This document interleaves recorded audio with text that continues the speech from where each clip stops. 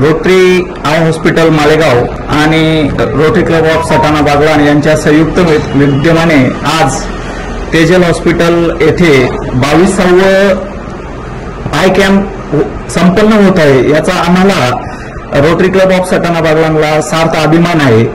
या आजपर्यंतच्या या 22व्या यशस्वी कॅम्पमध्ये अनेक सर्वसाधारण समाजातील तळागाळातील लोकांच्या डोळ्यांच्या म्हणजे आज नेत्र विकार खूप मोठ्या प्रमाणावर बळवला आहे आणि तो रोटरीच्या माध्यमातून एक दिशा आणि दृष्टी देण्याचा एक मानस आमच्या रोटरी क्लबने ठेवलेला आहे आणि तो आजही सातत्याने चालू आहे। आमच्या रोटरी क्लबचे अध्यक्ष रोटेरियन महेश सूर्यवंशी आणि सचिव रोटेरियन रोहित शिंदे सर आणि सर्व रोटरी क्लब यांच्या माध्यमातून आणि सहकार्यातून एकमेकाच्या हातात हात घेऊन हा कॅम्प यशस्वी होतो आहे।